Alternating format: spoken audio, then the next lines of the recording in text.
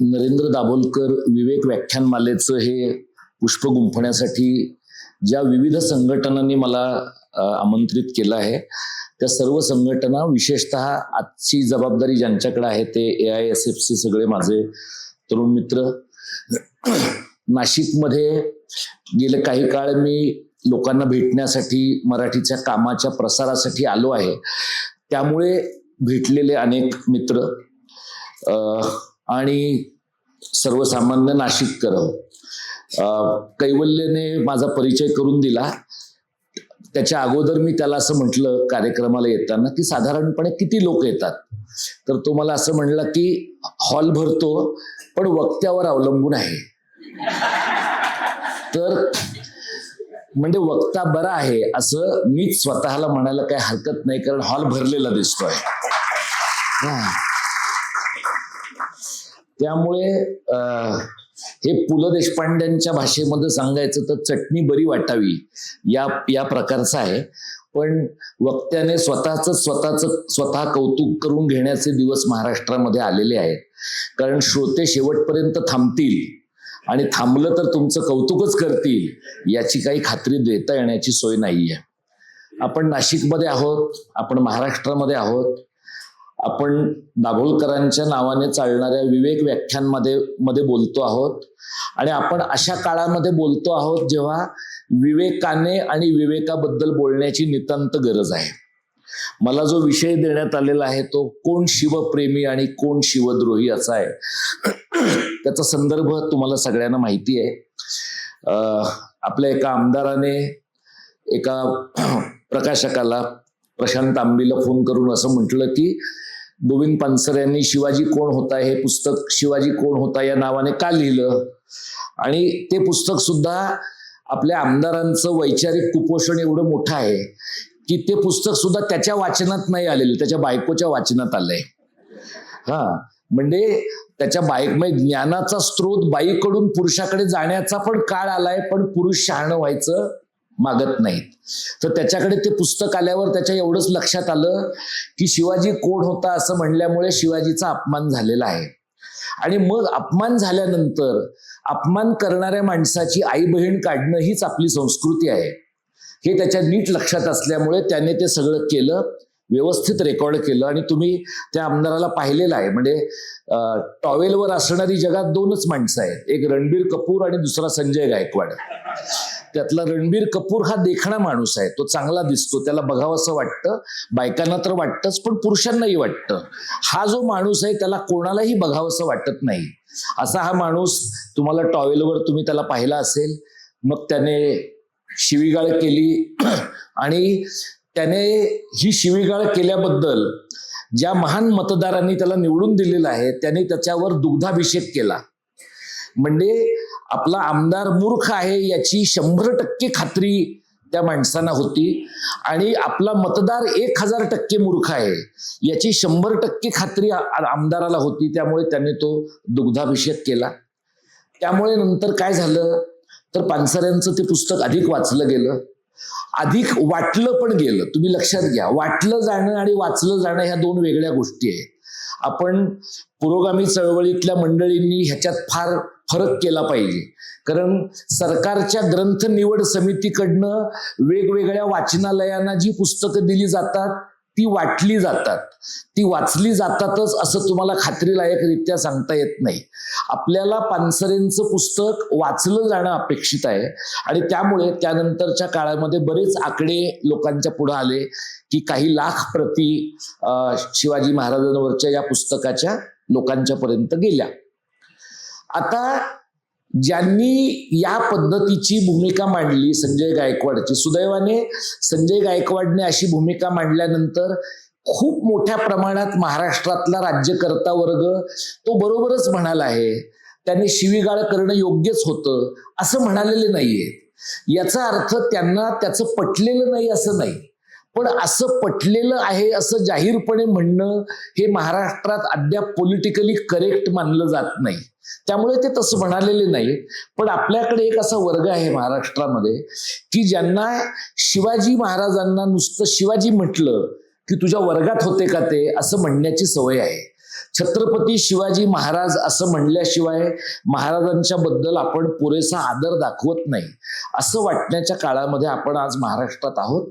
आणि गेल्या 30-40 वर्षामध्ये विशेषतः महाराष्ट्राला हिंदुत्वाच्या राजकारणाची कीड लागल्यानंतर सातत्यानं आपल्याला असं जाणवेल की शिवाजी महाराज नेमकं काय म्हणत होते, शिवाजी महाराजांनी नेमका कोणता विचार मांडला, आणि शिवाजी महाराजांशी डायलॉग करताना तो डायलॉग आपण आपला दोस्त म्हणून करायचा का दैवत म्हणून करायचा, याच्याबद्दलची एक स्पष्टता महाराष्ट्रामध्ये नाहीये.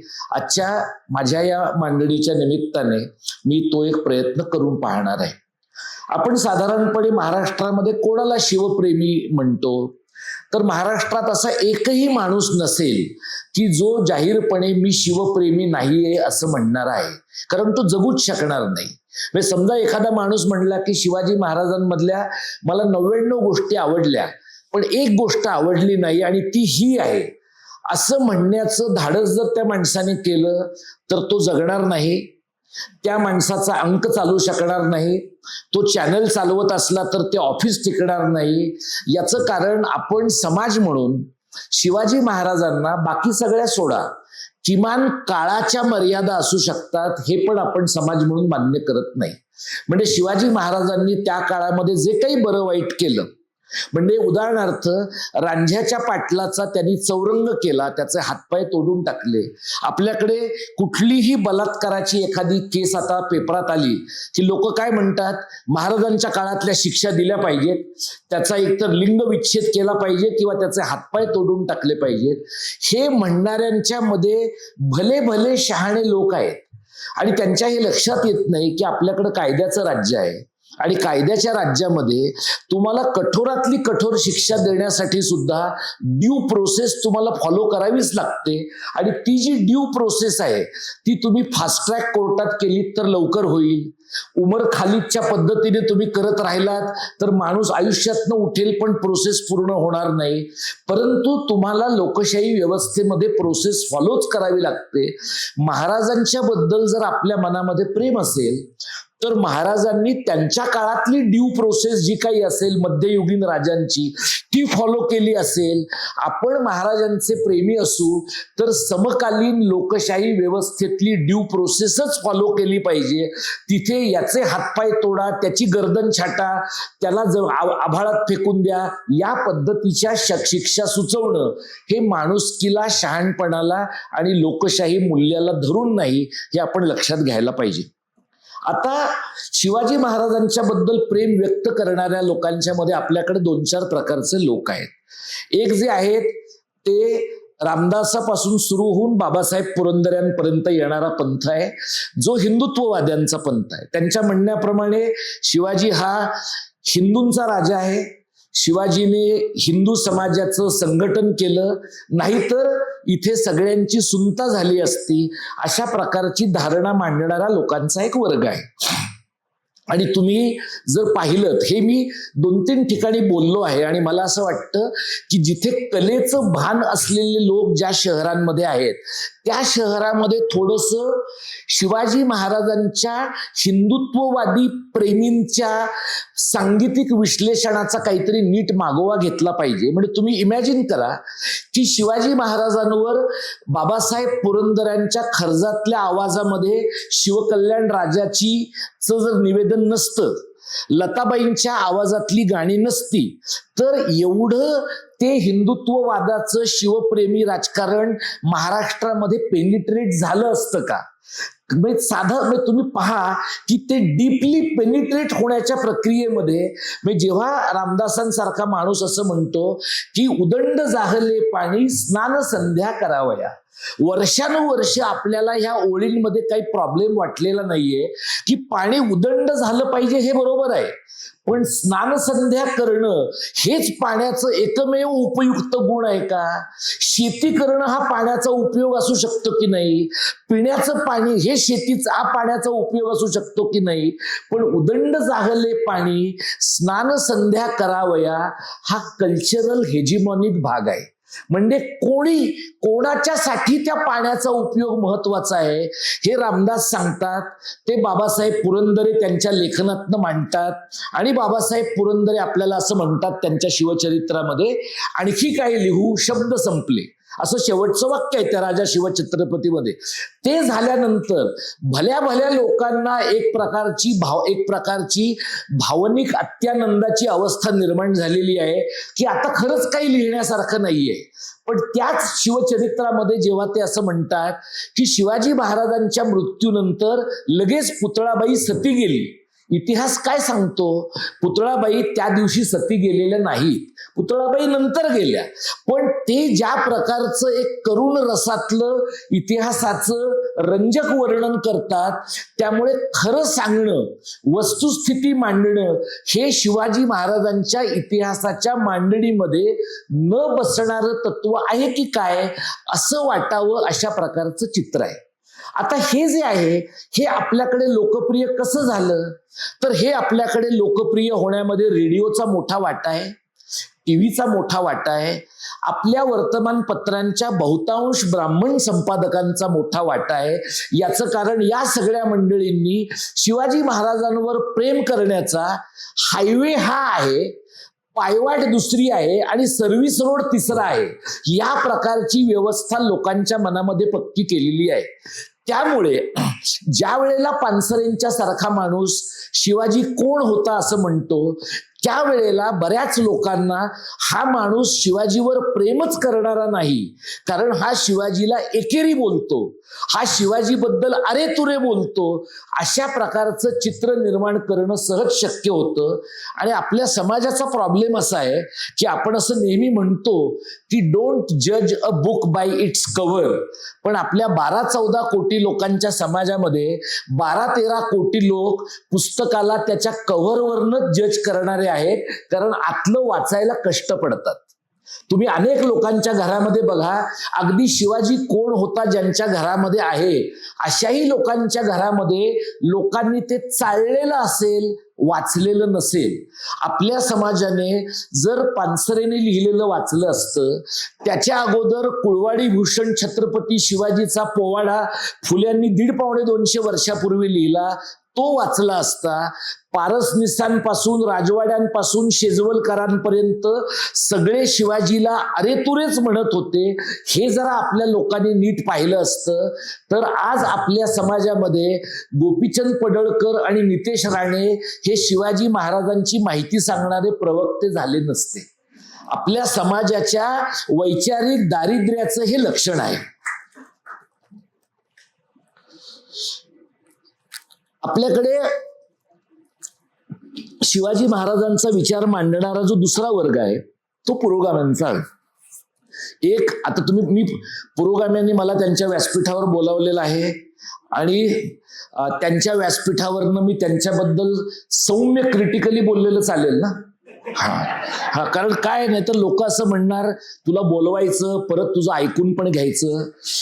तर पुरोगाम्यांच्या सगळ्या संघटनांनी एकमेकांमध्ये नीट चर्चा करून 149 कार्यक्रम एकत्र केलेत, ही फारच मोठी गोष्ट आहे. मी खरं सांगतो तुम्हाला, सर्व डाव्या पुरोगाम्यांनी एकत्र येऊन हे करणं, कारण मला खूप वर्षापासून असं वाटतं जाहीरपणे म्हणावं की, पण जे काही उरलेले समाजवादी आहेत ते मारतील मला म्हणून मी बोलत नाही, ते की समाजवादी साथी गाती अनेक आवाजात, एका आवाजात आहे ते, पण अनेक आवाजात असं समाजवाद्यांचं आपल्याकडे झालंय. आणि दिव्य अत्यंत चांगला वारसा असूनही, म्हणजे संयुक्त महाराष्ट्रामध्ये शिवाजी ही इमेजरी ज्यांनी लोकांच्या पर्यंत नेली, म्हणजे प्रतापगडावर शिवाजी महाराजांच्या पुतळ्याच्या अनावरणासाठी जवाहरलाल नेहरू आले तेव्हा त्यांना त्यावेळेच्या पोलीस प्रोटेक्शन मध्ये जावं लागलेलं आहे. आणि तेव्हा त्यांना सांगावं लागलं यशवंतराव चव्हाणांना की लोक का निदर्शनं करतायत, आणि तेव्हा चव्हाण असं म्हणालेले आहेत की महाराष्ट्र झालाच पाहिजे आणि मुंबई मिळालीच पाहिजे असं लोक विचारतायत. तेव्हा नेहरूंनी असं म्हटलेलं आहे, पण त्यांना मुंबई कोण देत नाहीये? तर कुणीतरी नेहरूंना सांगायला पाहिजे होतं, त्यांना थोडे बदाम खायला द्यायला पाहिजे होते की 2 वर्षापूर्वी तुम्हीच नाही म्हणाला होतात 56 साली. म्हणजे नेहरूंच्या बद्दल एरवी माझ्या मनात आदराची भावना आहे, पण मुंबईसह महाराष्ट्राच्या बाबतीमध्ये नेहरूंची भूमिका अत्यंतिक अनुदार होती, अत्यंतिक चुकीची होती. आणि डाव्या पुरोगामी मंडळींनी, समाजवाद्यांनी, बाबासाहेबांच्या शेड्यूल्ड कास्ट फेडरेशनने त्यांना वास्तवाची जाणीव करून दिली. तो जो पुतळा आहे शिवाजी महाराजांचा, तो पुतळा प्रतापगडच्या पावसामध्ये टिकतो, बरोबर. आणि तो सिंधुदुर्गाच्या समोरचा पुतळा वाऱ्याचा वेग वाढल्यामुळे पडतो. म्हणजे तो पुतळा बनवणारे, त्याची कंत्राट देणारे लोक उच्च कोटीचा गांजा घेतलेले असल्याशिवाय हे शक्यच नाहीये. म्हणजे तुम्ही मला सांगा, गेल्या 1000 वर्षामध्ये, 500 वर्षात सिंधुदुर्गावर वारा व्हायला नाहीये का? वारा काय स्टॉप करून ठेवला होता का? पुतळा आल्यानंतरच गेलाय. हे सरकारच्या प्रतिनिधींची वाक्य आहेत ही, की वाऱ्याच्या वेगाचा अंदाज आला नाही. वाऱ्याच्या वेगाचा नाही, शिवाजी महाराजांना तुमच्या भ्रष्टाचाराच्या वेगाचा अंदाज आला नाही, म्हणून तो पुतळा पडला. तो प्रतापगडच्या पावसामध्ये जो पुतळा टिकून राहिला ना, तो त्या काळात पुतळा बनवणाऱ्या लोकांनी किमान चव्हाण आणि नेहरू आहेत तोपर्यंत पुतळा राहावा म्हणून तो नीट केला आणि नंतरही तो राहिला.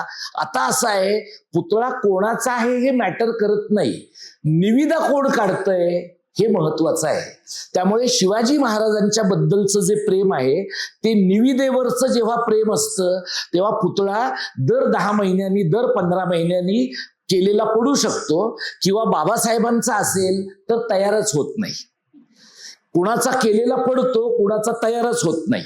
मी जो दुसरा मुद्दा तुम्हाला सांगत होतो त्याच्यामध्ये आपले डावे, पुरोगामी, समाजवादी या सगळ्यांच्या एका भूमिकेबद्दल मी तुम्हाला सांगतो. मी तुमच्यापैकी काहींना तनिका सरकार माहिती असतील, JNU मधल्या अत्यंत मोठ्या प्राध्यापक आहेत त्या.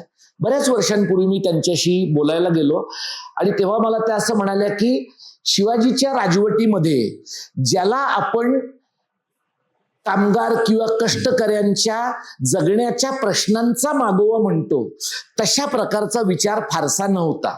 आता हे इन्फॉर्मल गप्पांमध्ये त्यांनी मांडलेला विचार आहे. तेव्हा मी त्यांना असं म्हटलं की शिवाजीची राजवट 1648 ते 1680 आहे. मार्क्सचा कम्युनिस्ट पक्षाचा जाहीरनामा 1848चा आहे. तुम्ही कसं इमॅजिन करता की शिवाजी महाराजांनी 200 वर्षांच्या पूर्वी मार्क्स जे 1848 मध्ये म्हणणार आहे ते म्हटलेलं असावं?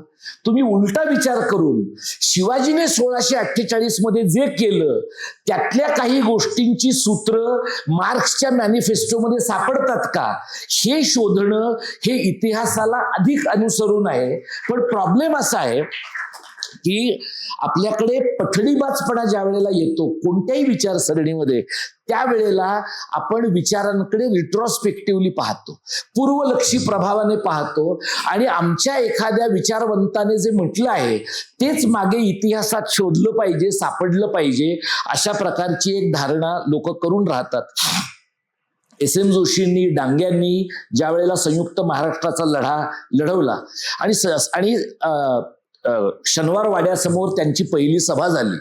तुम्ही मला सांगा, आता महाराष्ट्राचा एकत्रित विचार करणारी कोणतीही सभा शनिवार वाड्यापुढे लोकांना घेता येणं कठीण आहे. याचं कारण शनिवार वाड्यापुढे एखादी सभा हिंदुत्ववाद्यांनाच घेणं सोपं जावं अशा प्रकारचं वातावरण आजच्या महाराष्ट्रात आहे. समाजवाद्यांकडे, डाव्यांकडे अशा प्रकारचा एक स्वतःचा लोकस होता, स्वतःची एक ताकद होती आणि त्यावेळेला त्यांच्यातल्या अनेकांनी शिवाजी महाराजांच्या विचारांची मांडणी अनेक पद्धतीने केलेली आपल्याला दिसते. आता कॉम्रेड पानसरेंचं जे मांडणं आहे, कॉम्रेड पानसरे हा बैठा कार्यकर्ता नाहीये. कॉम्रेड पानसरे हा चळवळीमधला, शाहू महाराजांच्या भूमीतला आणि त्यामुळे विविध प्रकारचे संस्कार एकत्रित आलेला कार्यकर्ता आहे. आणि म्हणून कॉम्रेड पानसरेंनी हा जो शिवाजी लोकांच्या पुढे मांडलाय तो जनसामान्यांचा शिवाजी आहे. हा जो शिवाजी आहे हा शिवाजी लोकांना आपला कधी वाटतो किंवा आपला का वाटावा, तर तुमच्या माझ्यासारखे जे लोक आहेत ज्यांचं जगणं थोडं बरं आहे, खूप बरं आहे असं मी म्हणत नाही, पण ज्यांच्याकडे थोडा सरप्लस आहे, ज्यांना घरी गेल्यानंतर आपल्याला अन्न मिळणार आहे की नाही याची चिंता नाही, अशा एका वर्गामध्ये या प्रकारचा शिवाजी बऱ्यापैकी रुजला आहे. आणि लोकांना असं वाटतं की अगदी शेजवलकरांपासून अनेकांनी शिवाजी महाराजांच्या बद्दलचा विचार करताना या पद्धतीची मांडणी, शिवाजीच्या राजकारणाची समकालीन चिकित्सा करणं हे सगळं केलं असेल तर आपण सगळं हे करत राहताना शिवाजी महाराजांचं दैवतीकरण होणार नाही याची काळजी घेतली पाहिजे. पण हे तुमच्या माझ्यासारख्या लोकांना वाटतंय. हेच म्हणणं समजा आपण नाक्यावर घेऊन गेलो, हेच म्हणणं आपण चौकात घेऊन गेलो, तर ते म्हणणं लोकांच्या समोर यायला लागल्यावर लोकांना असं वाटतं की तुम्ही शिवाजी महाराजांच्या बद्दल या पद्धतीनं कसं बोलता. म्हणजे तुम्ही शिवाजी महाराजांच्या बद्दल कंटेंट काय बोलता हा लोकांच्या दृष्टीनं आता फार चर्चेचा मुद्दा नाहीये. कारण लोकांना हे माहिती होऊन बसलेलं आहे किंवा लोकांनी स्वतः पुरतं एक सॅच्युरेटेड स्वतःकडे माहिती घेतली आहे की शिवाजी महाराजांनी अफजल खानाचा वध केला. आता शिवाजी महाराजांनी अफजल खानाचा वध केला तर त्या अफजल खानाचं काय झालं हा एक वादाचा मुद्दा आहे. त्या कृष्णाजी भास्कर कुलकर्णीचं काय झालं हा दुसरा वादाचा मुद्दा आहे.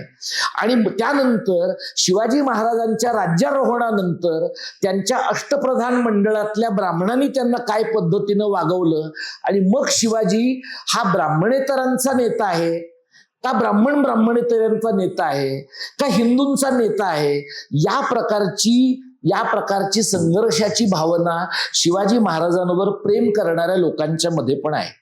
इथे आपण डाव्या पुरोगामी मीमांसेच्या पलीकडे जाऊन ज्या वेळेला आपण फुले असतील किंवा त्या शरद पाटील असतील यांच्या मांडणीकडे ज्या वेळेला वळतो त्यावेळेला फुलेंच्या मांडणीमध्ये शिवाजी हा कुळवाडी भूषण आहे.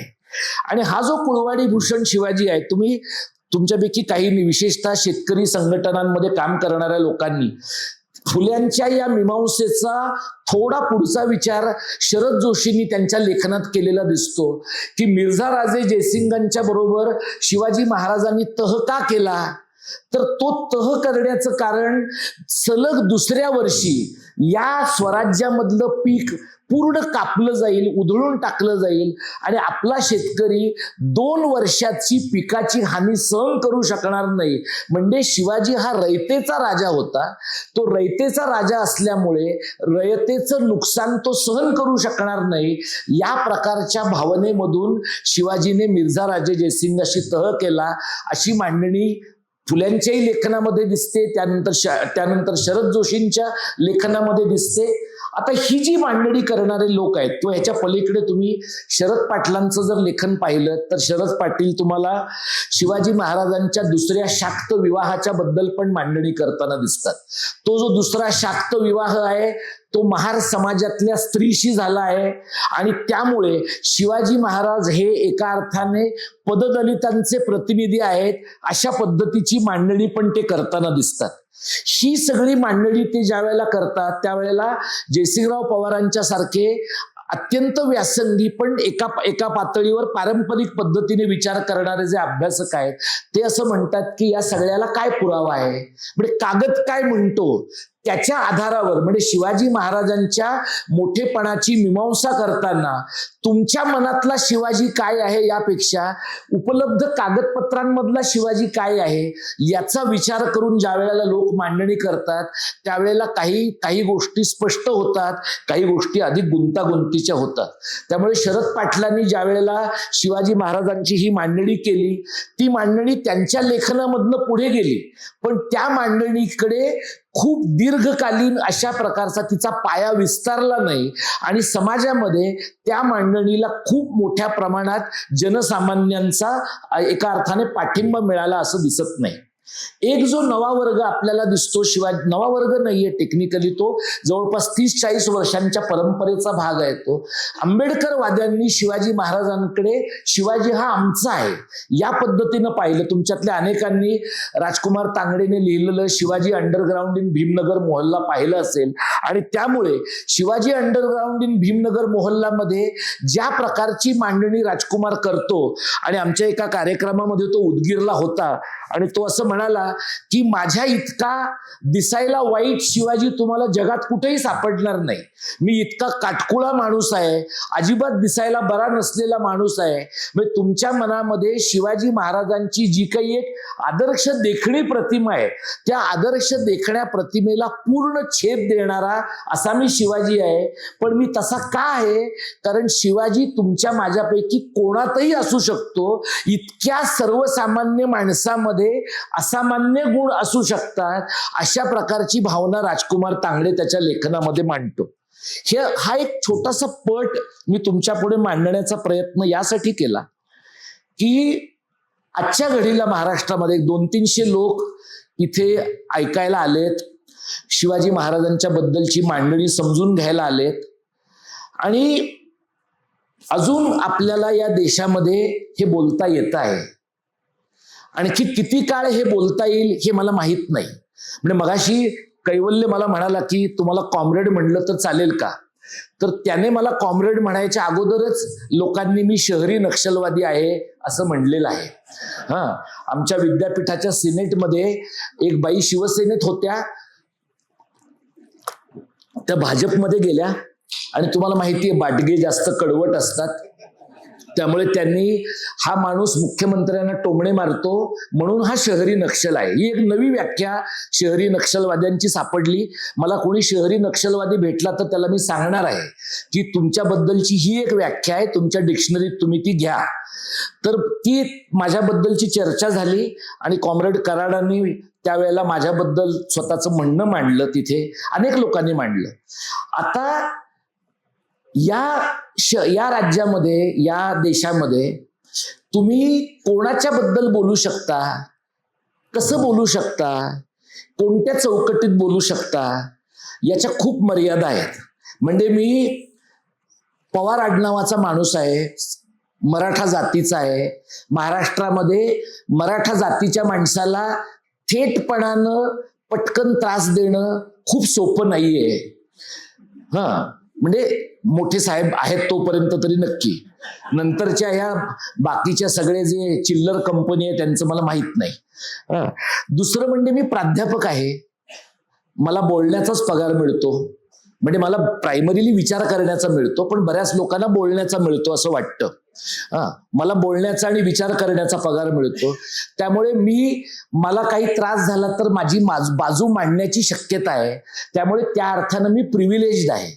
मी विद्यापीठात शिकवतो, मला बरा पगार मिळतो. म्हणजे असं नाहीये की संध्याकाळी मी घरी रोजचा पगार घेऊन गेलो नाही तर माझी चूल पेटणार नाही. त्यामुळे मला त्रास देणं हे टेक्निकली अशक्य नाहीये, थोडं त्रासदायक आहे. त्यामुळे माझ्यासारखे लोक या व्यासपीठावर येऊन बोलण्याची चैन करू शकतात. पण माझ्या जागी एखादा उमर खालीद असेल तर त्याला ही चैन करता येत नाही. म्हणजे जे कोर्ट स्वतःच्या चर्चेमध्ये असं म्हणतं की बेल हा रूल आहे, जेल हा रूल नाहीये, त्याच जजमेंटमध्ये ते त्याला बेल नाकारतात.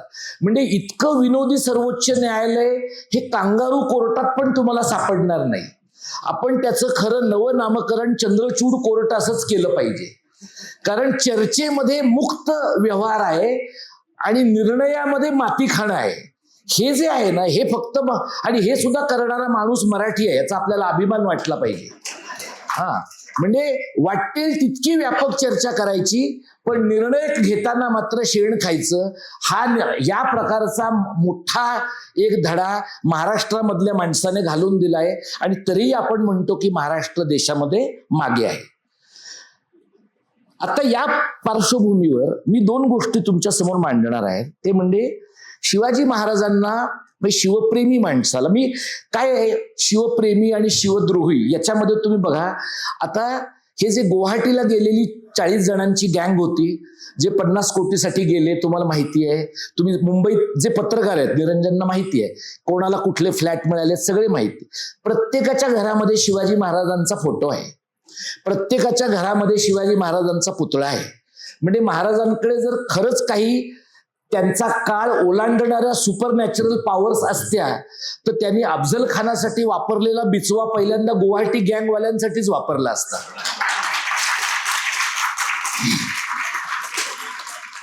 पण ते शक्य नाहीये.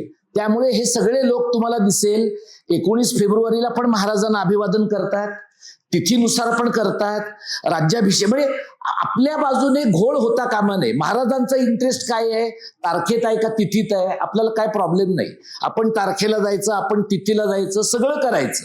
जे जे नोशनल शक्य आहे ना ते करणं म्हणजे शिवाजी महाराजांबद्दलचं महाराष्ट्रातलं प्रेम हे नोशनल आहे, हे केवळ नावापुरतं आहे. आणि तो जो शिवाजी महाराजांचा अरबी समुद्रातला पुतळा आहे जो होत नाही, मला व्यक्तिशः तुम्ही विचाराल तर शिवाजी महाराजांचा पुतळा करण्यापेक्षा जे गड किल्ले त्या मनोहर कुलकर्णीच्या ताब्यात गेलेत ना ते पहिल्यांदा बाहेर काढले पाहिजेत. त्याचे लोक तिकडं 5-50 लोक तिकडं जाऊन तिथं काय उदबत्त्या लावतात, तिथं काही तेल वगैरे वाहतात, आणि ते सगळे धारकरी जे आहेत ना ते सगळे जे धारकरी आहेत त्यांच्यापासून किल्ल्यांना मुक्त करणं हे समुद्रात महाराजांचा पुतळा बांधण्यापेक्षा जास्त महत्वाचं आहे. पण त्याच्यासाठी शहाणा राज्यकर्ता लागतो. शहाणा राज्यकर्ता ही गेल्या 70 वर्षामधली महाराष्ट्रातली सगळ्यात मोठी पोकळी आहे. शिवाजी महाराजांबद्दल आपल्याला एवढं प्रेम का वाटतंय? कारण आतून आपल्याला कळतं की जे भाग्य 1630 मध्ये लोकांना लाभलं ते भाग्य 2030 मध्ये सुद्धा आपल्याला लाभण्याची काही शक्यता दिसत नाही. हा प्रॉब्लेम आहे आपला. म्हणजे आपल्याकडचे हिंदू हृदय सम्राट घ्या, आपल्याकडचे जाणते राजे घ्या, हे 2 मोठे नेते महाराष्ट्रातले, चव्हाण साहेब पण घ्या, ज्यांची तुम्ही दखल घेऊ शकाल. बाकीचे तर सगळे पिगमी आहेत, बाकीच्यांकडनं तर तुम्ही काही अपेक्षाच बाळगू शकत नाही. हे सगळे लोक आपल्याला शिवाजी महाराज या पद्धतीने समजावून सांगतात जणू काही आपण शिवाजी महाराजांच्या बद्दल कधी काही ऐकलेलं नाहीये. म्हणजे शिवाजी महाराज, जसं आपण लोक आपल्याकडं फॉरिन लँग्वेज शिकतात ना तसं शिवाजी महाराज आपल्याकडं फॉरिन डिइटी म्हणून एक परक दैवत म्हणून शिकवण्याकडे कल आहे. तुम्ही साधा विचार करा की शिवसेना पक्षाच्या महाराष्ट्रात शेकडो ठिकाणी शाखा आहेत. शिवसेना, आणि तो एकच पक्ष असा आहे की ज्याचं असं अत्यंत ताकदवान विकेंद्रित इन्फ्रास्ट्रक्चर आहे. या पक्षाला बाकी सगळं करत असताना शिवाजी महाराजांचं महाराष्ट्रातलं प्रत्येक चरित्र आपल्या शाखेमध्ये असलं पाहिजे. एवढी एक गोष्ट त्यांच्या 60 वर्षाच्या इतिहासात करता आली असती की नाही? पण त्यांनी का नाही केली? कारण मग शिवसैनिक शहाणा होण्याची शक्यता आहे. शहाणा झाला तर तो शिवसैनिक राहणार नाही. आता तो शहाणा न राहताच हिंदुत्ववादी झालेला आहे. कारण हिंदुत्ववाद्यासाठी तर IQ अजिबातच लागत नाही. 0 IQ, -IQ हीच त्याची गरज आहे. त्यामुळे या परिस्थितीमध्ये न वाचणारं शिवप्रेम हे महाराष्ट्रामध्ये गेल्या 5-25 वर्षात लोकांनी निर्माण केलं. आणि म्हणून तुम्ही बघा, शिवाजी महाराजांच्या जन्मदिनाच्या वेळेला ज्या सगळ्या मोठ्या यात्रा निघतात त्या यात्रांमध्ये लोकांचे कान फुटतील एवढ्या प्रचंड प्रमाणात DJ वाजतो, लेझरचे शोज होतात. आणि हे सगळं करण्यासाठी स्पॉन्सर करणारा माणूस कोण आहे? तर एखादा लोढा आहे, एखादा भानुशाली आहे, एखादा आशर आहे. तुम्ही हे सगळे महोत्सव करणाऱ्या तरुण मुलांचे टी-शर्ट बघा. ते टी-शर्ट सुद्धा त्यांच्या आई बापांचे नाही आहेत. ते टी-शर्ट सुद्धा स्थानिक बिल्डरनं दिलेले आहेत. अजून अंडरवेअर त्यांच्या त्या घेत आहेत, पण टी-शर्ट मात्र नक्की बिल्डरनं दिलेले आहेत. कारण तो बिल्डर शिवाजी महाराजांच्या आरत्या आणि यात्रा स्पॉन्सर करतो. कारण त्या भागामधल्या इमारती रिकाम्या करून घेण्याचं काम आपले मराठी लोकच नंतर करणार असतात. हे जे आहे ना आपलं कमर्शियलाइज्ड मराठी माणसांचं शिवप्रेम आहे. आपलं प्रेम कसं आहे? रायगडावर जाऊन आलो, रायगडावरनं ज्योत घेऊन निघालो, शिवनेरीवर गेलो, शिवनेरीवरनं ज्योत घेऊन निघालो, सॉरी फारच काय म्हणतात, भाषणाचा आवेग खूप झाला.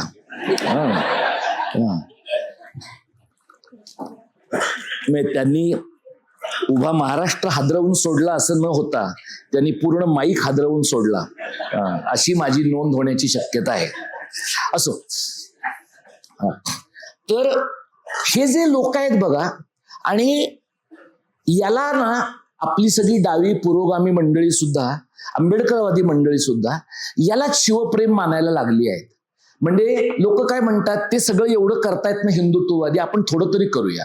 मी तुम्हाला सांगतो, हिंदुत्ववाद्यांचं शिवप्रेम आणि त्याचं सॉफ्टर व्हर्शन असलेलं तुमचं शिवप्रेम, याच्यामध्ये हिंदुत्ववाद्यांचंच शिवप्रेम जिंकणार आहे. तुमचं सॉफ्टर शिवप्रेम कधी जिंकेल? तुमचं नॅरेटिव्ह पूर्ण वेगळं असेल तर, तुमचं कथन, तुमचा डिस्कोर्स पूर्ण वेगळा असेल तर, आणि तुमचा शिवाजी हा कष्टकऱ्यांचा शिवाजी असेल तरच टिकेल. तुमचा शिवाजी कष्टकऱ्यांचा शिवाजी नसेल तर तो फॅशन शो मधलाच शिवाजी राहील. आणि फॅशन शो मधला शिवाजी RSSच्या लोकांना जास्त चांगला जमतो, कारण गेली 100 वर्ष ते फॅशन शोच करतायत. फॅशन शो ही त्यांची ताकद आहे. फॅशन शो हा त्यांचा USP आहे. त्यांची एक राजवटच फॅशन शोवर आधारलेली आहे. त्यांची एक राजवटच सर्कशीवर आधारलेली आहे. तुम्ही त्यांच्या खेळामध्ये त्यांच्यावर मात करू शकणार नाही. ज्या खेळात तुम्ही त्यांच्यावर मात करू शकणार नाही, त्यामध्ये तुम्ही त्याच्यात नादाला लागता कामा नये. दुसरी महत्वाची गोष्ट आहे की आपण शिवाजी महाराजांच्या बद्दलचं प्रेम व्यक्त करताना कोणी ते व्यक्त केलं पाहिजे, कधी व्यक्त केलं पाहिजे, कशा पद्धतीनं व्यक्त केलं पाहिजे, याच्याबद्दलचे आपल्या मनामध्ये काहीतरी ठोकताळे आहेत. तर एक ठोकताळा आपल्या मनामध्ये असा आहे की शिवाजी महाराजांच्या बद्दल लोकांनी लिहिलं पाहिजे. आणि म्हणून तुम्ही बघा की आपले पंतप्रधान लोकसत्तेच्या कृपेने सातत्यानं लेख लिहितात बघा. तुम्ही पाहिलंय का ते? आहे. ते इंडियन एक्सप्रेसमध्ये इंग्रजीत लेख लिहितात, लोकसत्तेमध्ये मराठीत लिहितात, कदाचित इतर भाषांमध्ये पण लिहित असतील. एवढा बहुभाषिक माणूस आपल्याला लाभलेला आहे जो एकाही भाषेत प्रश्नाचं उत्तर देत नाही. आणि ते आपल्याला कळण्यासाठी नॉर्वेत जावं लागतं आपल्याला. आणि असं म्हणलं की लोक म्हणतात तुम्ही देशद्रोही आहात, आपल्या देशातल्या सर्वोच्च माणसाच्या प्रतिष्ठेबद्दल तुम्ही विचार करत नाही. आपल्या देशातल्या सर्वोच्च माणसाने देशाच्या प्रतिष्ठेचा विचार केला तर आपण त्याच्या प्रतिष्ठेचा विचार करणं क्रमप्राप्त आहे. त्यामुळे तुम्ही बघाल तर आपले पंतप्रधान आणि आपले अत्यंत तडफदार गृहमंत्री सुद्धा देशाचे, इथले नाहीयेत तडफदार अजून, तर ते सुद्धा म्हणजे शिवाजी महाराजांवर आज्ञाबद्ध ऑकेजनल पेपर्स जसे लिहितात की नाही प्राध्यापक लोक, तसे ऑकेजनल आर्टिकल लिहून, तुम्हाला माहिती आता एक अशा प्रकारचे लेख लिहिणाऱ्या कन्सल्टंट लोकांची एक जमात निर्माण झालेली आहे. त्यांचं एक स्वतंत्र बेट होईल एवढे लोक आहेत जगात आता. आणि त्यांचा बाप प्रशांत किशोर आहे या सगळ्यांचा. आणि मला इतका आनंद होतो त्याचा बिहारमध्ये पराभव झाल्याबद्दल की त्याने या देशावर जे लादलं त्या पापाची शिक्षा त्याला मिळाली पाहिजे. त्याने या देशावर हे 2 माफिया जर लादले असतील तर बिहारच्या जनतेचं बाकी डोकं ठिकाणावर आहे की नाही मला माहित नाही, पण ह्याला घरी बसवलं ह्याच्यावरून आहे. मी तुम्हाला सांगण्याचा मुद्दा असा आहे की आता आपण शिवाजी महाराजांसारखी वेशभूषा करणाऱ्या कोणालाही शिवाजी महाराज मानू लागलेलो आहोत. शिवाजी महाराजांचं कोणतंही वाक्य उच्चारणाऱ्या कोणत्याही माणसाला शिवाजी महाराज मानू लागलो आहोत. तुम्हाला जर आठवत असेल तर पंतप्रधान कधीतरी वारकरी पंथाच्या एका कार्यक्रमाला आले होते आणि तिथे त्यांनी तुकाराम महाराजांचा एक कुठला तरी अभंग म्हटला आणि ते काय म्हणतात त्याला, मगनलाल ड्रेसवाल्याकडनंच त्यांचे सगळे ड्रेसेस आलेले असल्यामुळे ते तशाच प्रकारचा वारकऱ्यांचा ड्रेस घालून तिथं होते. आणि मग लोक पण असं म्हणतात की नाही, संतांचे विचार त्यांच्या मनामध्ये रुजलेले आहेत. त्यांच्या मनामध्ये कुठलाच विचार रुजलेला नाहीये. त्यांच्या मनामध्ये सत्तेचाच विचार रुजला आहे. त्या विचारांच्या उपयुक्ततेसाठी जेव्हा शिवाजी महत्वाचा असतो तेव्हा ते रायगडावर जातात. त्या विचारांच्यासाठी शिवाजी महत्वाचा असतो तेव्हा ते शिवनेरीवर जातात. आणि म्हणून आपण आत्ताच्या काळामधले जे लोक आहोत, मराठी लोक आपण स्वतःला मानतो, मराठी माणसांच्या या महाराष्ट्रामध्ये राहणारे लोक आपण मानतो, त्यावेळेला आपल्या हितसंबंधांचा विचार आपण कसा केला पाहिजे, आपल्या शिवाजी महाराजांवरच्या प्रेमाला आपण इतरांच्या शिवाजी महाराजांवरच्या प्रेमापासून कसं वेगळं काढलं पाहिजे, तर मला असं वाटतं की थोडं खाली जमिनीकडे वाकून बघायला पाहिजे. आणि जमिनीकडे वाकून बघायचं म्हणजे कसं बघायचं, तर आज या देशामध्ये जवळपास 60 ते 70% लोक रेशनचं धान्य घेऊन जगताना आपल्याला दिसतात. ज्या वेळेला गॅसचे दर वाढताना आपल्याला दिसतात, ज्या वेळेला इतर सगळ्या गोष्टी युद्धामुळे बदलतायत असं दिसतं, त्यावेळेला अत्यंतिक दारिद्र्यामध्ये राहणारा, अत्यंतिक कुपोषित अशा प्रकारचा जो आपला समाज आहे, त्या प्रकारच्या समाजाकडे न वळून पाहता आपण जेव्हा ऊर्ध्वगामी पद्धतीनं विचार करतो, तेव्हा आपण शिवाजी महाराजांच्या सारखा विचार करत नाही. हे आपण लक्षात घ्यायला पाहिजे. खाली का बघायला पाहिजे, तर तुमच्या माझ्यासारखा जो वर्ग आहे, त्या वर्गाला किमान थोडंसं भयमुक्त राहण्याची चैन परवडणारी आहे. एक मोठा वर्ग या समाजामध्ये असा आहे की ज्याचं जगणं अशक्य आहे. म्हणजे आपण शिवाजी महाराजांच्या काळाचा उल्लेख करताना असं म्हणतो की त्या सगळ्या पुण्याच्या परगण्यावर गाढवाचा नांगर फिरवला गेला होता. हा गाढवाचा नांगर गेली 20-25 वर्ष महाराष्ट्रावर पण फिरवला जातोय. तुम्ही मला सांगा, लाडकी बहीण योजना हा गाढवाचा नांगर फिरवण्याचाच भाग आहे. हे बहिणींना कळत नसेल, बहिणींच्या नवऱ्यांना पण कळत नसेल, कारण थोडाफार खर्च बायकोचा परस्पर देवा भाऊकडनं आणि शिंदे भाऊकडनं निघतोय, पण अखेरीस सगळं तुमच्याच बोकांडी बसणार आहे. हा आपला पैसा आहे. त्यामुळे तुम्ही 4 धाम यात्रेला सरकारच्या मदतीने जाल, ज्येष्ठ नागरिक पर्यटन योजनेला सरकारच्या मदतीने जाल, आणि एक दिवस असा येईल की तुम्हाला पर्यटनाला नेणाऱ्या गाडीतलं पेट्रोलच वाटेत संपलेलं असेल आणि तुमच्यावर पुढे चालण्याची व्यवस्था सोयच राहणार नाही. हे जे आहे सरकारी यंत्रणेचं बकालीकरण, सरकारी यंत्रणेचं भणंगीकरण, या सगळ्याकडे तुम्ही शिवाजी महाराजांच्या चष्म्यातनं कसे पाहता? तर शिवाजी महाराजांनी ब्रिटिशांसारख्या बदमाशांना मिठावरचा कर लावताना रायगडावर बोलवून महिने तंगवत ठेवलं. हा त्यांच्या इकॉनॉमिक अजेंड्याचा भाग आहे. म्हणजे आपल्याला काय कळतं की शिवाजी महाराजांच्या राज्यारोहणाच्या कार्यक्रमात ऑक्झेंडन होता, पण ऑक्झेंडनचा पूर्ण प्रसंग जर तुम्ही पाहिलात तर त्याने काय प्रकारचं डिप्लोमॅटिक नॅरेटिव्ह केलं, शिवाजी महाराजांनी त्याला कसं वागवलं, शिवाजी महाराजांनी डचांना कसं वागवलं, त्यानंतर संभाजी महाराजांनी पोर्तुगीजांना कसं वागवलं, या पद्धतीने जोपर्यंत आपण पाहत नाही तोपर्यंत या राज्यकर्त्यांकडे आपण माणसं म्हणून पाहत नाही. आणि माणसं म्हणून कोणाला न पाहता त्याच्यावर प्रेम करणं हे एक प्रकारचं इन्फॅच्युएशन आहे. हे कल्चरल इन्फॅच्युएशन आहे आपल्या समाजाचं. शिवाजी महाराजांवरचं या प्रकारचं इन्फॅच्युएशन आपल्याला फार पुढे नेणारं नाही. आपण वाढत का नाही आहोत, आपण खुजा समाज का होतो आहोत, याचं कारण आपण नवा विचार करणाऱ्या माणसांचं ऐकतच नाही आहोत. मग तो आंबेडकरी चळवळीतला असेल, डाव्यांमधला असेल, इतर कुठल्याही वर्गामधला असेल, शिवाजी महाराजांच्यावर जर प्रेम करायचं असेल आपल्याला, तर आपल्याला नव्या माणसांचं ऐकणं, नवी माणसं जे लिहितायत त्यांच्या मागे बळ उभं करणं. म्हणजे आता किती मुलं आहेत बघा की खूप नव्या फॉर्म मध्ये रॅप असेल, मीम असेल, व्यंगचित्र असतील, अशा अनेक फॉर्म मध्ये लोक लिहितायत. त्यामुळे तुम्हाला रोज सकाळी जो व्हॉट्सअपवर एक रतीब येतो बघा, अनेक लोकांना येत असेल, विशेषतः ज्येष्ठ नागरिकांना तो जास्त येत असेल की खरा मराठा असशील तर हे पुढे पाठव, खरा हिंदू असशील तर हे पुढे पाठव. आपल्याला काय वाटतं, 2 GB डेटा तसाही आपल्या बापाचा आहे, ढकललं पुढे तर काय प्रॉब्लेम होत आहे, असं म्हणून लोक ते पुढे ढकलतायत. मी तुम्हाला एकच उदाहरण सांगतो, आणि भाबडेपणा, मूर्खपणा आणि सामूहिक विकृती याच्यातली सीमारेषा कशी पुसट होते ते तुम्हाला कळेल. रेल्वेचा प्रवास करताना ज्येष्ठ नागरिक अशा 2-4 स्त्रियांना मी ऐकलं, त्या असं म्हणत होत्या एकमेकींमध्ये की तुम्हाला माहिती आहे का की तो व्हिएतनामचा प्रमुख हो ची मिन्ह रायगडावर आला होता. त्यांनी वाचलंय, हे व्हॉट्सअपला वाचलंय, पण त्यांना खात्री आहे की व्हाट्सएप पे आया होगा तो सच ही होगा. जसं मोदीजीने कहा है तो सोच के किया होगा, तसं त्यांना वाटतं आहे. तर हो ची मिन्ह हा रायगडावर आलेला आहे.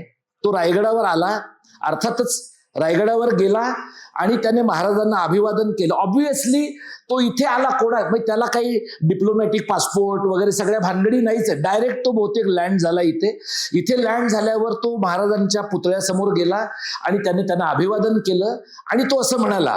आता तो हे मराठीत म्हणाला का, कारण नाहीतर ह्या मावशांना कसं कळेल, पण कुठल्या तरी भाषेत म्हणाला असेल, नंतर ट्रान्सलिटरेट झालं असेल. तो असं म्हणाला की गनिमी कावा हे तुम्ही आम्हाला दिलेलं वरदान आहे. आता हे जे आहे ना, हे तुम्ही हो ची मिन्हचा इतिहास जे कोणी थोडे अर्थकारण, राजकारण, आंतरराष्ट्रीय राजकारण पाहणारे लोक आहेत, हो ची मिन्ह रायगडावर गेल्याचं एक तरी उदाहरण तुम्हाला कुठे सापडतं का? पण हे जे लोक आहेत जे रोज सकाळी तुम्हाला सांगतात की राम जन्मभूमी बाबरी मशिदीपेक्षा 10% मागे पडली आहे, ताबडतोब जागे व्हा आणि राम जन्मभूमीला मतदान करा, हे पण तुम्ही पाहिलं असेल.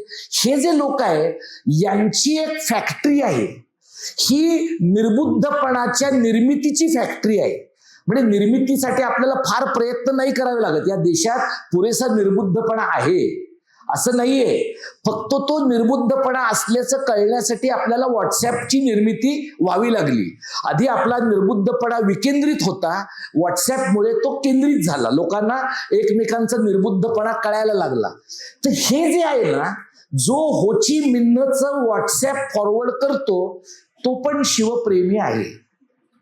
जो त्या मनोहर कुलकर्णीचं ऐकतो तो पण शिवप्रेमी आहे. मनोहर कुलकर्णीला कोणी वाढवले मला सांगा? पतंगराव कदम, जयंत पाटील, आर पाटील या 96 कुळी मराठ्यांनी त्यांना वाढवलेलं आहे. ब्राह्मणांनी वाढवलेलं नाही. सांगलीतल्या काँग्रेस राष्ट्रवादीच्या मराठ्यांनी वाढवले, कारण आपल्याकडचे जे मराठा पोरं आहेत त्या मराठा पोरांना आपण रोजगार देऊ शकत नाही, शिक्षण देऊ शकत नाही आणि भाजपकडे जाण्यापासून रोखू शकत नाही. मग काय करायचं, तर मग भाजपच्या बी टीम मध्ये त्याला पाठवायचं. पण नंतर त्यांच्या लक्षात आलं की मनोहर कुलकर्णी ही भाजपची बी टीम नाहीये, भाजप ही त्याची ए टीम आहे. तोच ओरिजिनल आहे, तोच त्यांचा आयडियोलॉग आहे. आणि म्हणून तो गांधींपासून बाबासाहेबांच्या पर्यंत सगळ्यांच्या बद्दल बोलतो.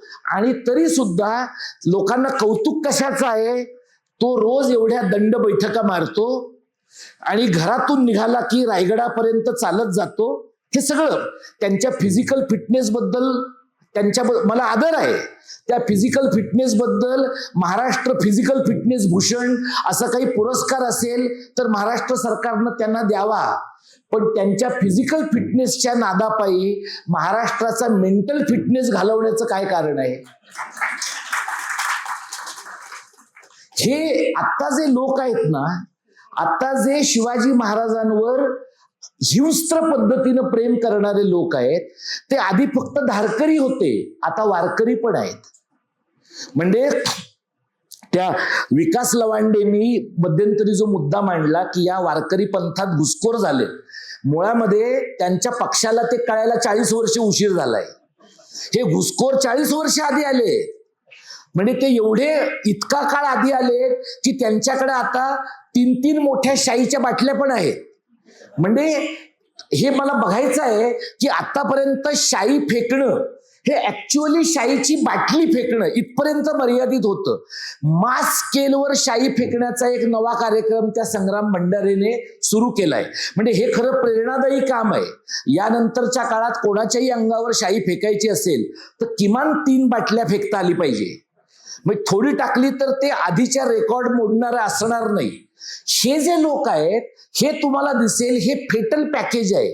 ते ज्ञानेश्वराबद्दल बोलतात, तुकारामाबद्दल बोलतात, ते वाक्य संपता रामदासाबद्दल बोलतात आणि मग लगेच शिवाजी महाराजांबद्दल बोलतात. म्हणजे आणि तुम्ही त्यांचा आवेश बघा. म्हणजे संतांमध्ये तमभावाचा अंत होणं अपेक्षित आहे, यांच्यामध्ये फक्त तमभावच आहे. राजस भावाचा यांच्यामध्ये शून्य अशा प्रकारचा अवशेष तुम्हाला दिसेल. कारण हे हातामध्ये टाळ मृदुंग घेणारे भांडखोर लोक आहेत, हातामध्ये टाळ मृदुंग घेणारे गुंडच आहेत हे. पण यांच्याबद्दल का बोलता येत नाही? कारण ह्यांनी एक अशा प्रकारच्या इकोसिस्टीमचा ते भाग झालेत जिथं धर्म, आध्यात्मिकता, राजकारण, अर्थकारण आणि गुंड सत्ता यांचा मेळ बसलेला आहे. या मेळामध्ये हेच ते लोक आहेत जे शिवजयंती पण करतात, हेच ते लोक आहेत जे पालख्यांच्या प्रस्थानाच्या वेळेला पण तिथं हजर असतात, हेच ते लोक आहेत जे लोकांच्या एखाद्या ठिकाणी मतदारसंघात 100 लोकांची सामूहिक लग्न पण लावून देतात. अशा प्रकारचं कॉम्पोजिट पॅकेज निर्माण झालं आहे. त्यामुळे आत्ताच्या महाराष्ट्रामध्ये कोण शिवाजी महाराजांच्या विचाराचा नाही हे सांगणं अत्यंतिक अवघड होऊन बसलंय. कारण प्रत्येक जण मी स्वतःला शिवाजीचा वारस मानतो असं सांगणार आहे. या परिस्थितीत आपण काय केलं पाहिजे? तर 2 गोष्टी करायला पाहिजे असं मला वाटतं. हे आम्ही शिवसेनेच्या लोकांना, महाराष्ट्र नवनिर्माण सेनेच्या लोकांना पण सांगितलंय की तुम्हाला जर शिवाजी महाराजांचा विचार महत्वाचा वाटत असेल तर तुम्ही प्रबोधनकारांच्या शिवाजीकडे गेलं पाहिजे. बाळासाहेबांच्या शिवाजीकडे जाऊन काही उपयोग नाही. बाळासाहेबांच्या शिवाजीच्या नावाचा वापर करून तुम्ही 92च्या दंगली केल्या आणि गुजरात त्यांना त्यावेळेला संरक्षण तुम्ही दिलं आणि गुजराती तेव्हा असं म्हणले की नाही, मराठी लोक आमचे प्रोटेक्टर आहेत. आज तुम्ही मुंबईत जा, आज त्याच प्रोटेक्टर मराठी लोकांना इमारतीमध्ये घरं मिळू नयेत याच्यासाठी जैन मारवाड्यांनी कंबर कसली आहे. कारण भांडवलदार ही जमातच अशी आहे, ती संकटाच्या काळामध्ये ज्याच्याकडे ताकद आहे त्याच्या सोबत बेळामध्ये लपून राहते, पण एकदा का संकट निघून गेलं की ते त्यांची नखं बाहेर काढतात. महाराज तुम्हाला इथं उपयोगी पडले, तेच महाराज यांना गुजरातमध्ये उपयोगी पडले, तेच महाराज यांना इतरत्र उपयोगी पडले. म्हणजे महाराजांचं राजकारण मुसलमान द्वेष्ट आहे, महाराजांचं राजकारण मुसलमानांना विरोध करणार आहे.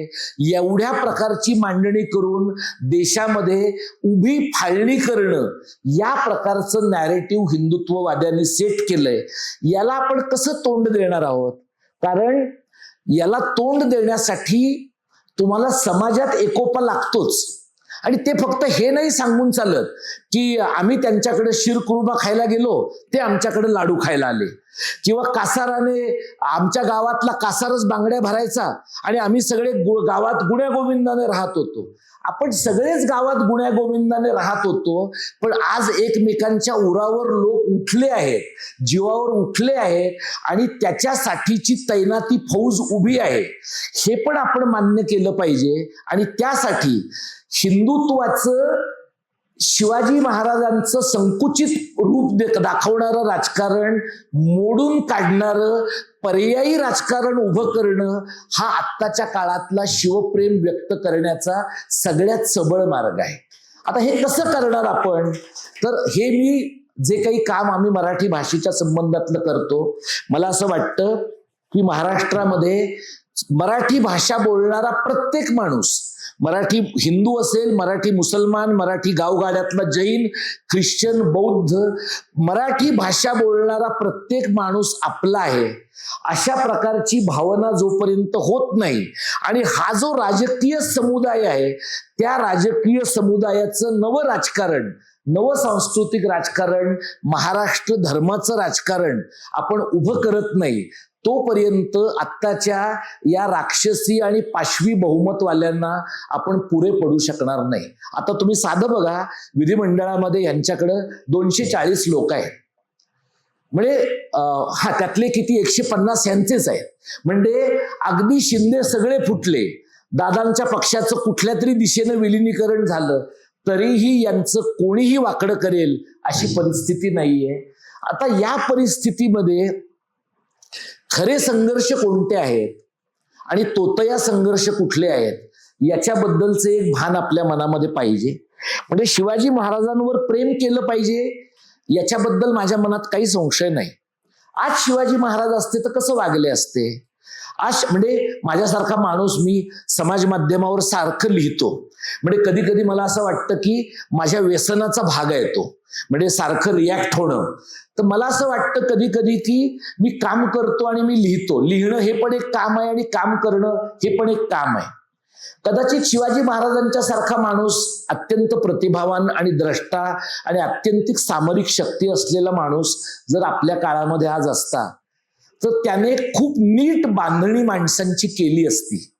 आणि नीट बांधणी माणसांची केली असती तर अगदी वाईट असं काहीतरी घडेल हे डोक्यात ठेवून, पण अगदी काहीतरी वेगळं घडवण्याच्या दृष्टीनं बांधणी करणं, जे त्यांनी अफजल खानाच्या वधाच्या वेळेला केलं, जे त्यांनी शाहिस्ते खानाची बोटं तोडली त्यावेळेला केलं, किंवा जे त्यांनी आग्र्याहून सुटका करून घेतली त्यावेळेला केलं, किंवा दक्षिण दिग्विजयाच्या वेळेला केलं, या सगळ्या घटनांकडे टेम्पलेट म्हणून जर आपण नाही पाहिलं तर रायगड, शिवनेरी, सिंहगड, सिंदखेड राजा ही फक्त नवी पर्यटन स्थळं होतात.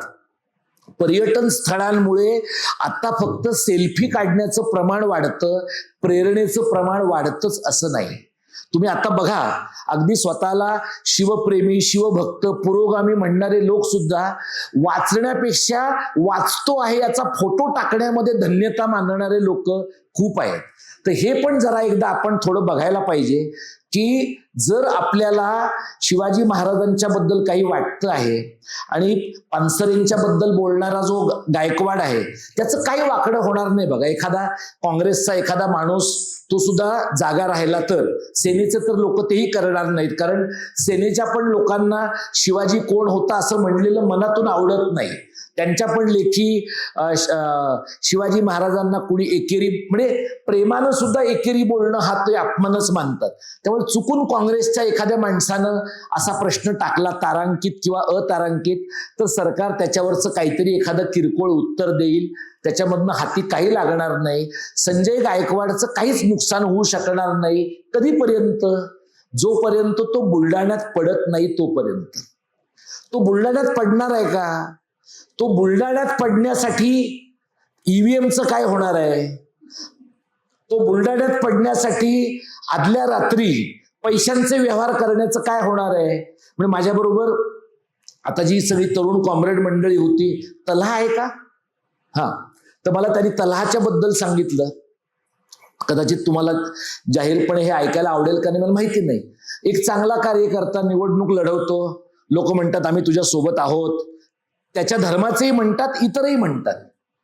मग निवडणुकीच्या आदल्या दिवशी कसे पैसे घेता तुम्ही? निवडणुकीच्या आदल्या दिवशी तुम्ही पैसे घेता आणि बीजेपीच्या माणसाला मतदान करता. मग तेव्हा कुठे जातं तुमचं तपोवनावरचं प्रेम? तेव्हा कुठे जातं तुमचं चांगल्या कार्यकर्त्याबद्दलची आस्था? आपल्या सोबत काम करणाऱ्या एका साध्या कार्यकर्त्यावर प्रेम करणं, एवढी किमान गोष्ट जर आपल्याला जमत नसेल तर आपण काय दर्जाचे शिवप्रेमी आहोत? शिवाजी महाराजांनी गावातला मावळा गोळा केला, त्याला ताकद दिली आणि त्याला चेहरा दिला. तशा प्रकारचा चेहरा देणारा राज्यकर्ता म्हणून 400-450 वर्ष त्या माणसाची प्रेरणा आपल्याला आजही जाणवते. एकीकडे त्याचं नाव घ्यायचं आणि दुसरीकडे तशा प्रकारचं काम करू शकणारे आपल्यातले जे लोक आहेत त्यांचे पाय गुडघ्यातनं काढायचे, हे काही शिवाजी महाराजांवरचं प्रेम व्यक्त करण्याचा चांगला मार्ग नाहीये. त्यामुळे जोपर्यंत निवडणुकीच्या आदल्या रात्री तुम्ही स्कॅनर पाठवून भाजपच्या माणसांकडनं पैसे घेताय किंवा धनदांडग्या उमेदवारांकडनं पैसे घेताय आणि आम्हाला या किल्ल्याला आणि त्या देवस्थानाला पर्यटनाला न्या म्हणून सांगताय, तोपर्यंत तुमचं पुस्तक, तुमचं प्रेम घेतलं तर या पुस्तकाच्या किमती एवढा आहे. त्यामुळे कॉम्रेड देसलेनं बरं वाटेल, प्रशांतला बरं वाटेल. उद्या प्रशांत संजय गायकवाडच्या ऐवजी प्रशांत जेलमध्ये गेला तर त्याला जामिनाला लागणाऱ्या पैशाची थोडीफार सोय ह्याच्यामधनं होऊ शकेल. पण याच्या पलीकडे काही आपण मोठं ताकदीचं सक्षम असं उभं करू शकतो असं नाही. सरतेशेवटी मी तुम्हाला एक सांगतो की आपण एक अत्यंत पोकळ समाज आहोत आत्ताच्या घडीला. आपलं नुसतं नावच महाराष्ट्र आहे. म्हणजे आपल्याला अभिजात दर्जा मिळाला आपल्या भाषेला. 2500 वर्षापूर्वीचा इतिहास आहे आणि आपल्याला सगळंच काहीही म्हणताना हे प्रिफिक्स लावायला आपल्याला आवडतं. सातत्यानं हे प्रिफिक्स लावायला ज्यांना आवडतं ना, त्यांच्या कॉन्फिडन्सचा लोचा आहे, त्यांच्या क्षमतेचा लोचा आहे. तुम्हाला नुसतं तुमच्यामध्ये पुरेसं आहे याची खात्री नाहीये, म्हणून तुम्हाला सारखं सातवाहनाकडे जावं लागतं, महानुभावांकडे जावं लागतं, ज्ञानेश्वर तुकारामांकडे किंवा शिवाजी महाराजांकडे जावं लागतं. तुम्ही 2500 वर्ष मागे जाताय, 25 वर्ष तरी पुढे जाणार आहात की नाही? 25 वर्ष सुद्धा पुढे जाण्याची क्षमता जर आपल्या विचार आणि कृतीमध्ये नसेल तर मला वाटतं की काहीतरी बेसिक मध्ये प्रॉब्लेम आहे. आणि म्हणून आपल्याला जे लढायचं आहे ते शिवाजी महाराजांना हायजॅक करणाऱ्या नव्या हिंदुत्वाशी लढायचं आहे. शिवाजी महाराजांना हिंदुत्ववाद्यांनी सक्सेसफुली हायजॅक केलेला आहे. म्हणजे डाव्यांमध्ये पुरोगाम्यांमध्ये खूप प्राध्यापक लोक आहेत.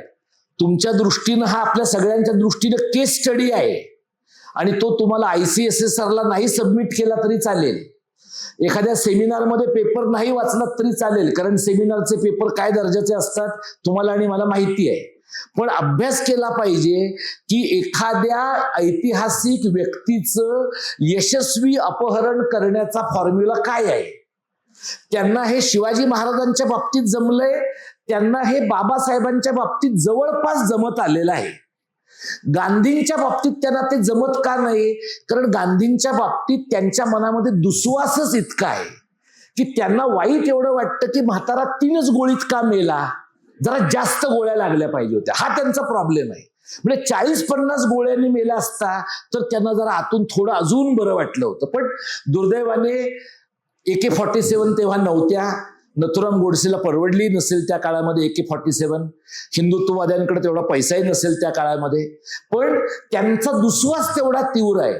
बाबासाहेबांच्या बाबतीत त्यांच्या काय लक्षात आलंय की गांधींच्या बाबतीमध्ये गांधींवर नीट प्रेम करणारा माणूसच नाहीये या देशामध्ये. गांधींवर सापेक्ष प्रेम करणारे लोक आहेत. डावे फावल्या वेळात करतात, गांधीवादी फावल्या वेळात करतात, आंबेडकरवादी फावल्या वेळात करतात. पूर्ण प्रेम करणारा कोण नाही. आंबेडकरांचं तसं नाही. आंबेडकरांसाठी अजून तरी समोरच्याचा गळा धरू शकणारे 4 लोक आहेत आणि त्यातला कोणीही सत्तेत नाहीये. आपल्या चारोळीकारापासून सगळे कोणीही सत्तेत नाहीये. त्यामुळे हे जे आहे ना, त्यांना बाबासाहेब हायजॅक करताना ती भीती वाटते. शिवाजी महाराजांच्या बाबतीमध्ये हायजॅक करण्याच्या भीतीच्या पलीकडचा हिप्नॉसिस त्यांनी महाराष्ट्रात निर्माण केलेला आहे. त्यामुळे शिवाजी महाराजांच्या इतिहासाची पूर्ण फेर मांडणी त्यांनी पाठ्यपुस्तकापासून सर्वत्र केलेली आहे आणि ते यानंतरच्या काळात तुम्हाला त्यांच्या शिवाजी महाराजांवर प्रेम करायला भाग पाडतील एवढं अपरिहार्य नॅरेटिव्ह तुमच्यावर लादणार आहेत, किंबहुना त्यांनी लादायला घेतलंय. शेवटचा मुद्दा फक्त सांगतो जेन झीच्या बद्दलचा. थोडी मुलं आहेत मला वाटतं, दिसतात आपल्याकडे देशामध्ये. लोक म्हणतात जेन झीने बंड केलं पाहिजे वगैरे. तुम्ही लक्षात घ्या, जेन झीला पण बंड करायला छोटा प्रदेश लागतो. आपला देश एवढा मोठा आहे की आपल्या जेनझीला रेंजच्या बाहेर गेल्यावर काही सापडत नाही. वायफाय लागतं त्यांना, वायफायच्या रेंजच्या बाहेर ते क्रांती करू शकत नाहीत. हा त्यांचा प्रॉब्लेम आहे. दुसरं असं आहे की आपलं जे जेनझी आहे त्यांना युक्रेनमध्ये काय चाललंय ह्याच्यात रस आहे, गाझामध्ये काय चाललंय ह्याच्यामध्ये रस आहे, पण तपोवनमध्ये काय चाललंय हे त्यांना सांगावं लागतं. घाटकोपरमध्ये काय चाललंय हे सांगावं लागतं. कोल्हापुरात सगळ्या जागा बीजेपीने जिंकल्यात आणि तरी ते शाहू महाराजांचं शहर आहे. हा मॅडचॅपपणा आहे, हे त्यांना बसून समजावून सांगावं लागतं. त्यामुळे आपली जी जेनझी आहे ना, आपली जी जेनझी आहे ती सुद्धा लाभले आम्हाचं भाग्य 27 फेब्रुवारीला लावणाऱ्या ज्येष्ठ नागरिकांसारखीच आहे. पण ज्येष्ठ नागरिकांना काय वाटतं, त्यांनी तेंडुलकरांच्या वाक्यात स्वतःला लपवलंय. तेंडुलकर काय म्हणले होते, आमची पिढी ही पराभूतांची पिढी आहे. तेंडुलकरांनी 2-3 पिढ्यांचा फायदा करून दिलेला आहे की एकदा तुम्ही म्हणलात की आमची पिढी पराभूतांची आहे की मग पुढे काही करायला लागत नाही, मग पुढचं सगळं पुढच्या लोकांनी बघायचं आहे. तर आत्ताचं जे जेनझी आहे, या जेनझीचं नीट मराठीकरण होण्याची गरज आहे. आणि विनोदिनी ताई बसल्या तिथं, त्यांच्यासारखे लोक, ही शिकलेली जी जेनझी आहे ना, त्यांना मराठीतनं लिहिता येत नाही, अनेकांना देवनागरीतनं लिहिता येत नाही, मराठीतनं विचार करता येत नाही. ज्यांचं जगणंच स्थानिक नाहीये त्यांना इथल्या प्रश्नाबद्दल काय वाटणार आहे? त्यांना हे जे शिवाजी कोण होता हे सोपं पुस्तक आहे, हे त्यांना अंकल्पीसारखं वाचून दाखवण्याची वेळ येईल, इतकी महाराष्ट्रातली वाईट परिस्थिती आहे. अनेक मध्यमवर्गीय घरांमधल्या आईबापांकडे तुम्ही जा, त्यांना हे पुस्तक आपल्या पोरापोरींना वाचून दाखवावं लागेल, इतकी मराठीची शब्दसंपदा लोकांची कमी आहे. अशा लोकांच्या भरोशावर तुम्ही क्रांती करू शकत नाही, आंदोलनं करू शकत नाही. तुम्हाला आंदोलनं आउटसोर्स करता येत नाही. शेवटचा मुद्दा फक्त सांगतो की अशा परिस्थितीमध्ये आपण एवढंच करू शकतो, तुम्ही हा एक एवढा मोठा पसारा व्याख्यानाचा घातलात आणि ते शूट केलं आपण असं मानतो नेहमी की जे आले नाहीत ना ते हे नक्की ऐकतील. तर आता असं ऐकतील आपण असं गृहीत धरतो. मलाही बरेचदा असं वाटतं की अरे 200 लोकांनी ऐकलं, 20,000 लोक माझं ऐकतील. तर ते जे 20,000 लोक आहेत ना, ते निष्क्रिय ऐकणारे आहेत का सक्रिय ऐकणारे आहेत, याच्यावर बदलाची तीव्रता अवलंबून आहे. नाही तर बरेचदा लोक काय म्हणतात, तो दीपक पवारचा व्हिडिओ बरा आहे, तुला पाठवतो. म्हणजे मी नाही पाहत, तुला पाठवतो. म्हणजे संतोषी मातेच्या पत्रांमध्ये रूप युट्यूबच्या व्हिडिओना पण आहे.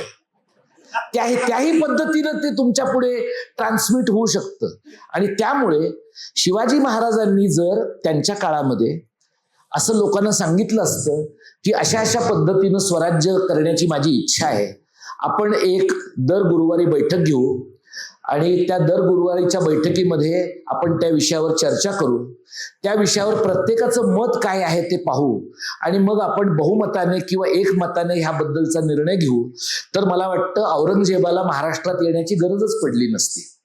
आपला एक इतका अत्यंतिक ओरिजिनल आळशी समाज आहे की या आळशी समाजाला पराण्या लावून टोचणारा एखादा शिवाजी सारखाच माणूस लागतो.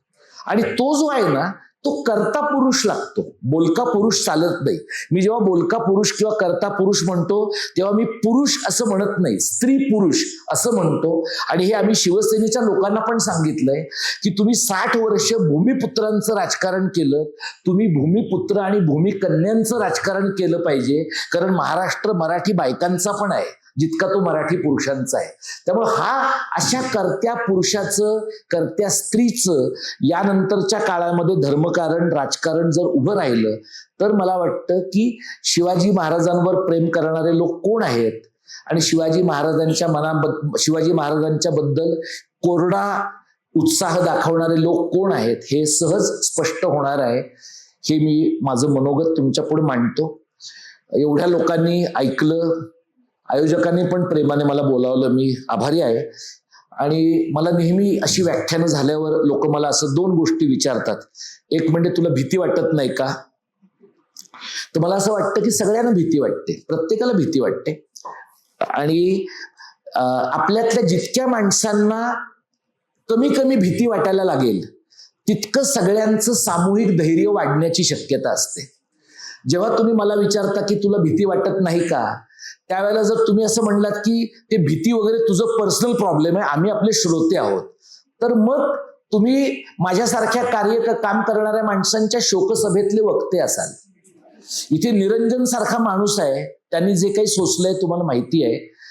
मला असं वाटतं की दुसऱ्या एखाद्या देशामध्ये या पद्धतीनं एखाद्या गोष्टीचा पाठपुरावा करणाऱ्या माणसाला पोलीस जर मिळालं असतं, आपल्यासारख्या देशामध्ये अशा गोष्टीचा पाठपुरावा करणाऱ्या माणसाला तो आणि त्याचं कुटुंब आनंदाने जगू शकणार नाही, अशा प्रकारची शिक्षा मिळते.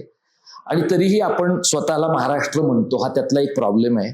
आणि दुसरं, मला लोक असं विचारतात, अरे तू सरकारी नोकरीमध्ये आहेस, तू कसं काय बोलतोस, तुला काढलं नाही का? तर लोक हे उत्सुकतेने विचारतायत का अपेक्षेने विचारतायत हे मला कळत नाही. हा, तर मला तुम्हाला सांगायचं असं आहे की मी नोकरीमध्ये असणं तुमच्या पण हिताचं आहे.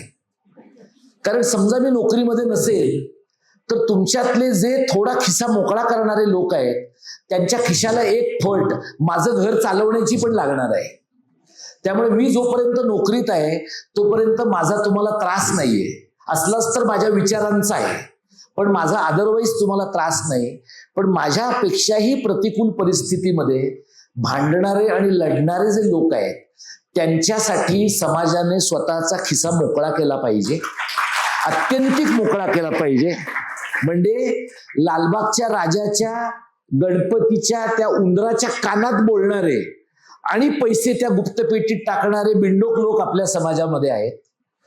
आणि वेगवेगळ्या देवस्थानांमध्ये, मी देवस्थानं असं म्हणतो, देवळं म्हणत नाही, मग नंतर लगेच मग तुम्हाला मुसलमानांच्या मशिदी दिसत नाहीत का? आम्हाला सगळं दिसतं. सर्व धर्म व्यवस्थांमध्ये चोर बसलेले आहेत एवढं आम्हाला कळतं. आणि म्हणून सर्व धर्मीय लोकांनी आपला पैसा हा त्यांच्या हयातीत जगणाऱ्या माणसांसाठी खर्च केला पाहिजे. आणि तो तुम्ही कष्ट करणाऱ्या आणि रॅशनली विचार करणाऱ्या माणसांसाठी खर्च केला नाहीत. तुम्ही साधा विचार करा. मी जरा जास्तच बोलतोय का? काय? तुम्ही ह्या व्याख्यानमालेला विवेक व्याख्यानमाला असं म्हटलंय. या राज्यामध्ये दाभोळकर आणि पानसरेंची हत्या झाली आणि त्या हत्येचा निकाल अद्याप नीट लागला नाही. कोणाला पकडलं गेलंय? जे फूट सोल्जर आहेत ना ते पकडले गेलेले आहेत. तो जो तिकडे गोव्यामध्ये दडून बसलेला आहे त्याला नाही पकडलं गेलेलं. गोव्यामध्ये दडून बसलेला कल्चरल माफिया बाहेर राहतो. फूट सोल्जर्स जे हिप्नोटाईज झालेले आहेत ते तुरुंगात जातात आणि त्यांना जामीन मिळतो. तिथे बेल हा रूल आहे. उमर खालिदच्या बाबतीमध्ये बेल हा रूल नाहीये. म्हणजे या देशामध्ये काय प्रकारचं कायद्याचं राज्य आहे हे पण तुम्हाला कळेल. आणि हाही प्रश्न आपण स्वतःला विचारून पाहूया. ज्या राज्यामध्ये काँग्रेस राष्ट्रवादीचं राज्य होतं, सेनेचं राज्य होतं, त्या राज्यामध्ये भाजपने समजा यांच्या हत्यांचा निकाल तपास नाही केला, आपण त्यांना एक वेळ समजून घेऊ. काँग्रेस राष्ट्रवादीनं का नसेल केलेला तपास? म्हणजे इकोसिस्टीम जी आहे ना, इकोसिस्टीम फंडामेंटली कम्युनल आहे. ही जी फंडामेंटली कम्युनल इकोसिस्टीम आहे त्या कम्युनल इकोसिस्टीमला शिवाजी महाराज हा त्यांचा चेहरा म्हणून उपयोगी पडतात. आणि म्हणून आपल्याला काय करता आलं पाहिजे? शिवाजी महाराज हे त्यांना त्यांचा चेहरा म्हणून वापरता येणार नाहीत. या पद्धतीनं यांचा पर्दाफाश करणं अत्यंतिक गरजेचं आहे. आणि खूप काम महाराष्ट्रामध्ये करावं लागेल. म्हणजे हे म्हणणं कदाचित तुलना बरोबर नाहीये, पण महाराजांनी जे आणलं ते स्वराज्य आहे असं आपण गृहीत धरलं तर स्वराज्य येण्याच्या अगोदर ज्या प्रकारचा रखरखाट या भौगोलिक प्रदेशात होता त्याच्याही पेक्षा अधिक टोकदार रखरखाट आत्ताच्या महाराष्ट्रात आहे.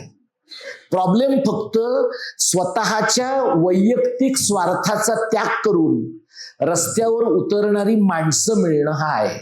हे जर घडलं तर ते महाराजांवरचं खरं प्रेम असेल असं मी मानतो. आपण सगळ्यांनी शांतपणाने ऐकलत. मी आपला मनपूर्वक आभारी आहे. धन्यवाद. जय मराठी, जय महाराष्ट्र.